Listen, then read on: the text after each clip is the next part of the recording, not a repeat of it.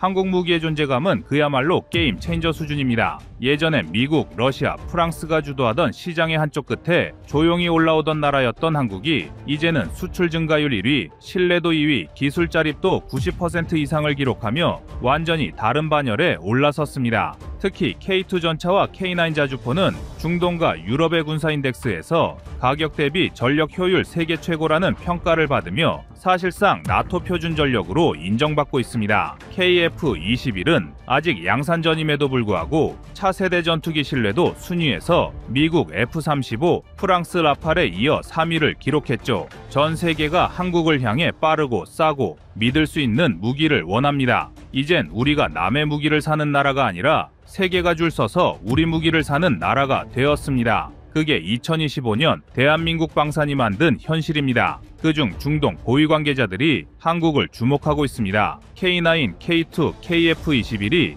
가성비와 실전 검증으로 시장 판도를 바꾸고 있습니다. 한국 장비는 동급 서구품보다 유지 운영비와 수명주기 비용에서 유리합니다. 실전형 개량으로 전투 효율이 눈에 띄게 향상되었습니다. K9은 이미 수조 원대 수출 실적과 안정적 생산 개량 파이프라인을 입증했습니다. K2는 파워팩 문제를 단계적으로 해결하며 수출 문턱을 넘었습니다. KF-21은 블록 업그레이드 기반의 플랫폼 수출 모델로 구매국의 미래 전력 강화를 보장합니다. 현지 조립 공동 생산 패키지는 단발 수출을 생태계형 파트너십으로 바꾸고 있습니다. 빠른 납기와 기술 이전 제한이 중동의 즉시 전력화 니즈를 정확히 충족합니다. 이 모든 것이 모여 한국을 무기 수출의 신흥 강국으로 만들고 있습니다. 중동은 지정학적 불안으로 방산 수요가 폭발적으로 늘어나는 지역입니다. 이들 국가는 단순한 방어력 보강을 넘어 억지력과 내부 정치 안정화 수단으로 대규모 전력 확보를 원하기 때문에 한국이 제공하는 방산 패키지는 매우 매력적입니다. 다만 여기엔 큰 위험 요소도 존재합니다. 중동 지역 내 긴장 고조 시 한국산 무기들로 충돌 가능성이 아예 없는 것이 아닙니다. 인접한 국가들의 불화 발생 시 한국 무기로 무장해 충돌할 경우가 현실적으로 가능하다는 의미입니다. 둘째, 기술 유출과 복제 위험은 과거 터키 사례에서 보였듯이 완전히 배제될 수 없습니다. 과거 경험을 통해 한국은 전략적 정보 관리와 비핵심 정보만을 공개하는 대응으로 리스크를 관리해왔고 그 전략이 중동 협상에서도 핵심 수단으로 작동하고 있다는 보고가 존재합니다. 따라서 지금의 대량 구매 제한은 분명 기회이지만 수출 구조와 계약서를 얼마나 엄격히 설계하느냐가 대한민국 방산업계의 장기적 이익과 전략적 우위를 가를 열쇠입니다. 이번 상황은 한국 방산이 양적 성장과 질적 성숙을 동시에 달성할 수 있는 역사적 기회입니다. 다만 기회가 곧 위협으로 전환되는 지점도 분명합니다. 앞으로 우리가 맞닥뜨릴 결정은 얼마나 많은 물량을 어떤 조건으로 어떤 형태의 기술 이전과 함께 팔 것인가이며 이 결정은 한국의 방산 생태계와 안보 전략에 직접적인 영향을 미칠 것입니다.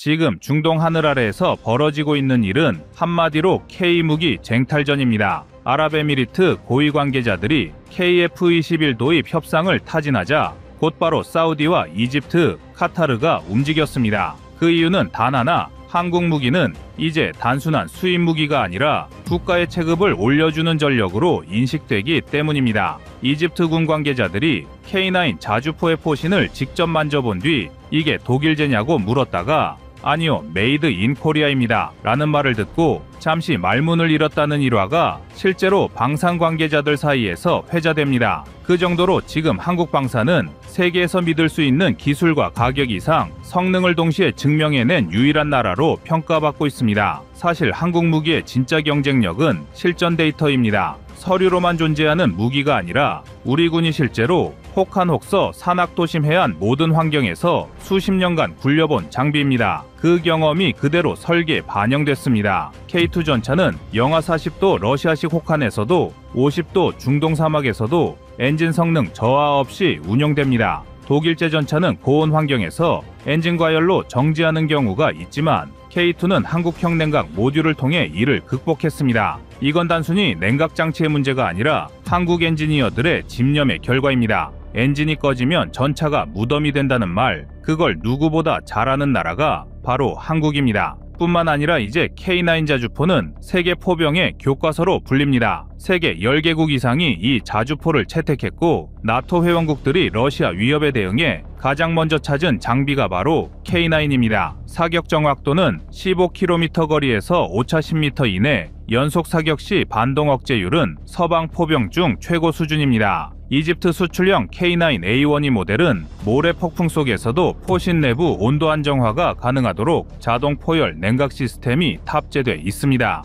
그 기술은 한국이 자체 개발한 포신 소재와 열 처리 기술 덕분입니다. 그렇습니다. 한국은 이미 강철과 열의 나라입니다. 그리고 KF-21 보람에 이 기체는 단순한 전투기가 아닙니다. 대한민국 항공산업이 독립을 선언한 상징입니다. 미국도 유럽도 제공하지 않았던 항공전자, 레이더, 비행저 기술을 우리가 90% 이상 국산화했습니다. 4.5세대라 부르지만 실상은 5세대 전투기, 바로 전 단계에 있는 하이브리드 전투기입니다. 아직도 세계에서 이런 기체를 자체 개발한 나라는 손가락으로 셀 수 있습니다. 미국, 러시아, 프랑스, 중국, 그리고 한국입니다. 방산 후진국이 불과 10여년 사이에 그중 하나가 된 겁니다. 중동 국가들이 KF-21에 관심을 갖는 이유는 단순한 전투력 때문이 아닙니다. 이 전투기는 구매한 나라가 스스로 항공강국의 반열에 올라설 수 있는 발판이 되기 때문입니다. 예를 들어 아랍에미리트는 KF-21 60대, K2 300대, K9 200문 수준의 패키지 계약을 추진하며 현지 생산 정비센터를 아부다비에 건설하는 방안을 협의 중입니다. 이건 단순한 수출이 아니라 한국식 방산제국 확장의 첫 단계입니다. 그리고 한국 무기의 인기가 폭발하는 이유는 기술력과 신뢰의 조합이기 때문입니다.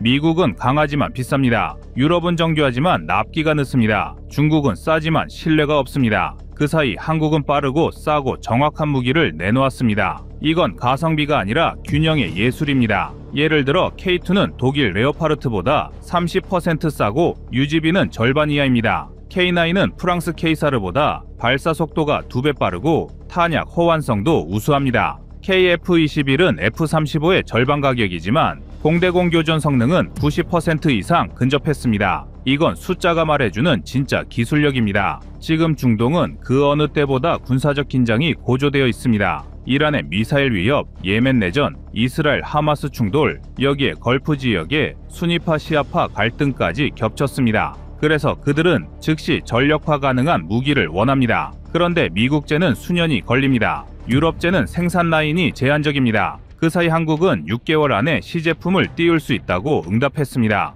이건 그 어떤 국가도 제공하지 못한 납기 속도입니다. 이게 바로 한국의 진짜 힘입니다. 그리고 한국은 단순히 팔고 끝내는 나라가 아닙니다. 사후 지원, 훈련, 정비, 개량까지 전부 책임집니다. 이건 중동 국가들에게 신뢰를 주는 결정적 이유입니다. 한화, LIG 넥스원, 현대로템, 카이 등은 이미 중동 내 공동 서비스 센터 설립을 완료했거나 협상 중이며 한국 기술진이 직접 파견되어 전차와 전투기를 점검하는 수준으로 신뢰를 쌓고 있습니다. 즉, 이제 한국 무기는 한 번 사면 끝이 아니라 함께 가는 무기입니다. 그런 관계를 맺을 수 있는 나라가 얼마나 있을까요? 그게 지금 한국입니다. 이 모든 흐름이 보여주는 결론은 단순합니다. 세계는 한국산 무기를 탐내고 있고 중동은 그 무기로 자신들의 안보를 맡기려 한다. 예전엔 우리가 무기를 사던 나라였지만 이제는 우리가 무기를 파는 나라가 되었고 심지어 세계의 강국들이 우리의 기술과 납기를 부러워하는 시대가 된 겁니다. 한국은 이제 방산 강국을 넘어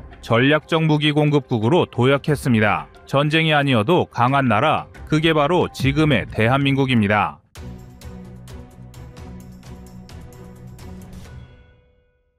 다음은 25년 4월 20일 KF-21 중동 수출 영상입니다. 바쁘신 분들을 위해 결론부터 먼저 말씀드리겠습니다. 아랍에미리트 공군사령관의 보람의 전투기 탑승은 중동 시장 진출과 한국 차세대 전투기 수출을 본격화하는 결정적 전환점이 될 것입니다. 현재 보람의 전투기는 아직 개발 단계 잔여 과정을 밟고 있으면서도 이미 해외 주요군 관계자들에게 이목을 집중시켰습니다. 이런 상황에서 아랍에미리트 공군사령관이 직접 탑승했다는 사실은 단순히 시험 비행을 체험한 정도가 아닙니다. 현지 공군이 실질적으로 구매 의사를 탐색하고 있으며 장차 한국산 항공무장 기술과 연계하여 더욱 발전적 협력이 이뤄질 가능성을 의미합니다. 특히 중동 지역에서 전투기 수요가 꾸준하다는 점을 감안하면 이번 탑승은 한국형 전투기의 가치를 높이는 첫걸음이라 볼 수 있는 매우 중요한 사건입니다. 그래서 준비했습니다. 오늘은 보라매 전투기가 UAE에 수출되면 세계 전투기 시장이 어떻게 바뀌는지 알아보겠습니다.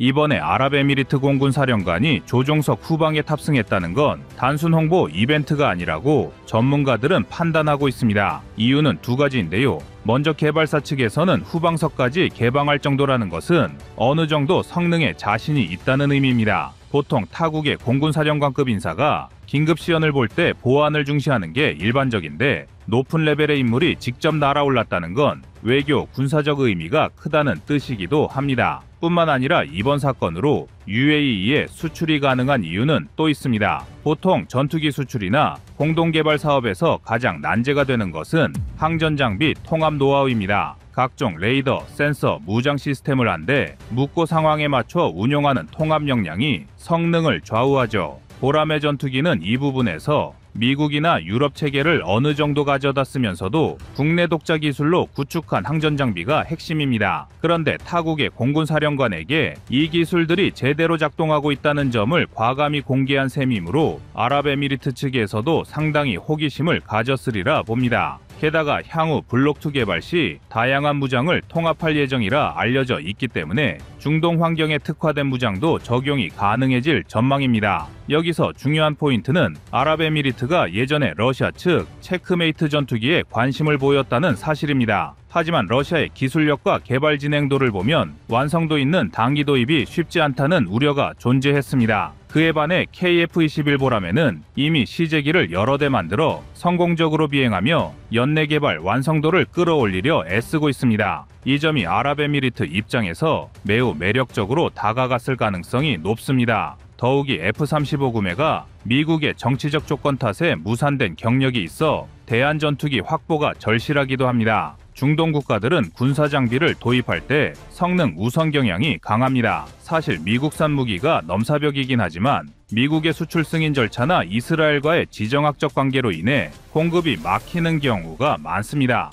그래서 F-16이나 라팔 등 이미 입증된 기종 외에도 잠재력이 큰 신형 전투기를 들여오는 것을 진지하게 검토하는 추세입니다. 그런데 중동의 이런 구매 리스트에 보라매가 후보로 들어갔다는 것은 성능과 가격 경쟁력을 동시에 충족할 수 있는 선택지로 부상했다는 의미입니다. 하지만 아직 극복해야 할 과제도 있습니다. 무장 통합 범위가 충분히 넓지 않다는 점, 그리고 블록 1에서 바로 실전 배치가 가능할 정도로 무기 호환성이 완벽하지 않다는 우려가 있습니다. 당장 한국이 개발 중인 국산 공대공 미사일 유도폭탄, 그리고 초음속 대함 대지 미사일 등이 아직 실전에서 증명되지 않았다는 점이 장애물이 될 수 있습니다. 하지만 이 부분은 시간이 해결해 줄 수 있는 문제입니다. 왜냐하면 국내 방산 기업들은 이미 해외 무장 통합 노하우를 빠르게 습득 중이고 유럽과 공동 연구를 진행하는 사례도 늘고 있기 때문입니다. 아랍에미리트가 보라매 개발에 참여한다면 상당한 자금 투자가 이루어질 수 있습니다.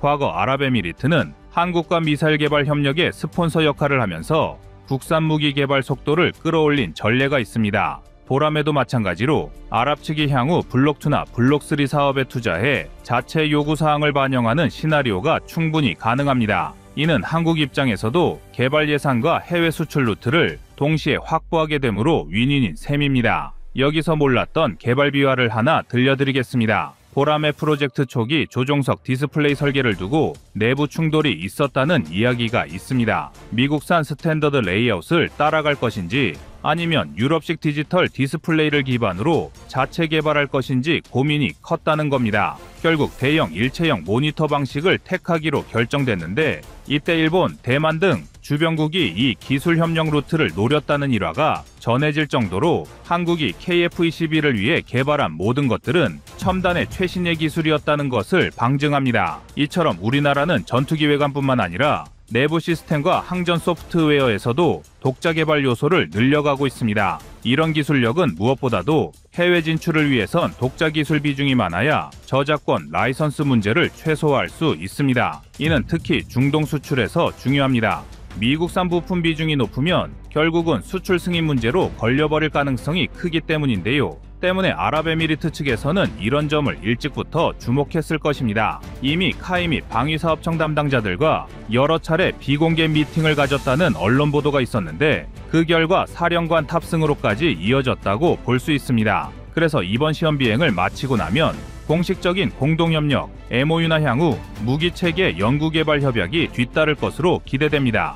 특히 보라매 시제기가 추가로 생산되고 양산체계가 구축되는 시점에 아랍에미리트가 참여 의사를 구체적으로 드러낼 공산이 큽니다. 사실 이전에 말레이시아도 KF-21에 대한 관심을 보였지만 아직 사령관급이나 총장이 탑승하는 수준으로는 발전하지 않았습니다. 사진 촬영이나 지상 견학에서 그치는 형태였죠. 반면 아랍에미리트의 이번 행보는 상당히 적극적입니다. 기본적으로 탑승을 허가받으려면 안전성 검증이 필수이고 군 지휘부 승인도 필요합니다. 이런 까다로운 과정을 통과했다는 건 보라매를 실제 전력화 후보로 매우 진지하게 검토 중임을 시사합니다. 그래서 이 부분을 해외 언론들도 이 상황을 긴급 타전하고 있습니다. 인도네시아가 협력 부담금을 제때 내지 못하면서 생긴 불안 요소를 아랍에미리트가 대체할 가능성, 그리고 이로 인해 프로젝트가 더욱 안정화될 거라는 견해입니다. 만약 아랍에미리트가 공동개발 형태로 참여하게 되면 다양한 국산 무장 연구도 탄력을 받게 될 겁니다.